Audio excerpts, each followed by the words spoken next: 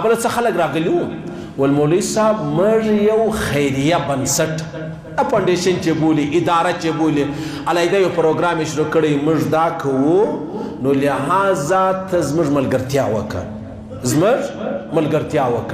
موږ مطلب داسې پر کورو باندې مطلب راشن ورکوو وړو ورکوو بل زموږ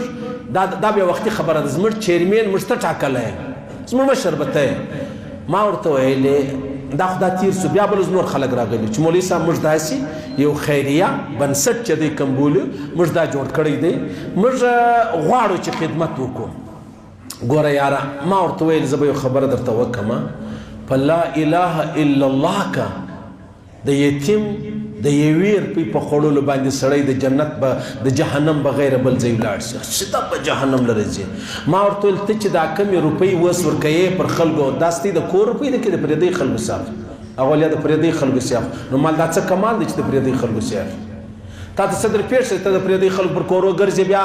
بیا ځې و بل چاته وړه وشیان ورکوې ستا څه کار دی ګرځه په دې خبرو بیا راولاړ سي یو زنانه پیدا کې محترمه هغه بیماره ده 15,000 روپۍ دې راخیستې دي ویډیو دې جوړه کړله په 15 لکو انسانانو کې دې دا زنانه بې عزته کړله ولې تا علیحده غټ غټ پروګرامونه روان دي څوک د پیغمبر علیه صلات وسلام د ولادت هغه پیغمبر اسلام مبارک په کوم ورځ پیدا سوی دی اختر یې جوړ کړی بس نو پټوګان ګرځي څوک د شاه عبدالقادر جیلاني صاحب رحمه الله څوک د امام حسین پر نامه یو شی نسته منم 15 کسان په 16 کسانو کې شته چې هغه ښه کارونه کوي ورسره د قندهار سید احمد راواخله سیلاب په نامه ډېر غټ خدمت کوي د مورشي دی بل هغه عطا دی هغه د افغانستان دی ډېر خدمت کوي بس دا خدمت دی د اول شروع کړی دی د دې مبارک سي د لیزمشتي پاکستان کې ډېر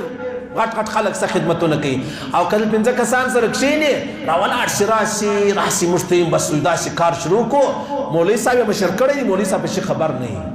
انو مارته د خدای د پردا کیسې پرېږدي یاره د بل په روپۍ څوک د بل چا کورونه نور آبادوي ورڅه که نرې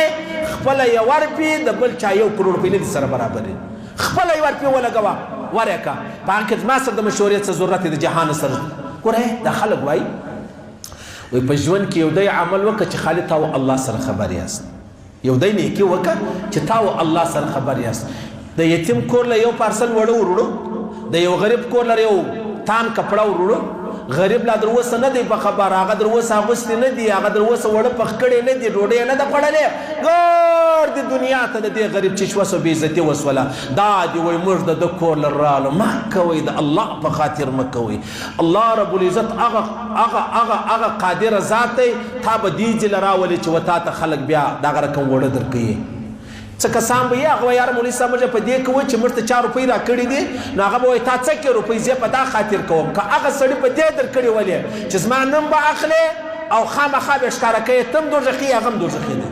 دواړه به دوزخ لر سره ځئ او که هغه ویل د الله په خاطر کوم زما قوم دی زما وطن دی زما خاوره د زما غریبان دي زما نوم چاته مه اخله د بلکل تا ته موږ په دواړو لاسو سلامۍ کوو او که تا ویلې زما نوم به اخلې زما د کمپنۍ نوم به پکې راولې زما ټلیفون نمبر به پکې راولې او زما شکریه به ادا کوې پر دوی دواړو دې لعنت پر دوی دواړو که زه کوم که ته کوې پر دواړو دې لعنت دي ولې هغه دا دی چې ته د یو مسلمان د کور عزت چې دی هغه خرابوي دا مه کوئ بلکل یې مه کوئ هغه هلکانو ته ما ویل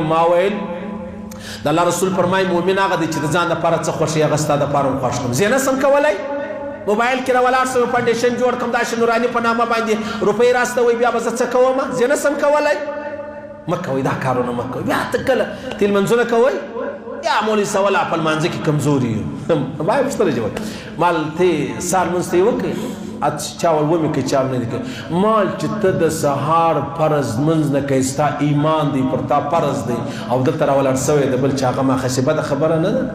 ډېره بده خبره ده دا مه کوئ دا وکړه ورسه چې چا معتمد سړی دی ښه سړی دی ته پېژنې چې دا سړی مطلب حرام خوره نه دی دا روپۍ نه خوري خپل کور نه پکې چلوي د هغه رقم خپل موټران نه پکې چلوي بیا ورسه ورکړه هغه ته زما د خوا هم دا پکې شمار کړه صحیح زما د خوا هم پکې شمار کړه که نه بیا دا به د جهنم ایندن جوړېږي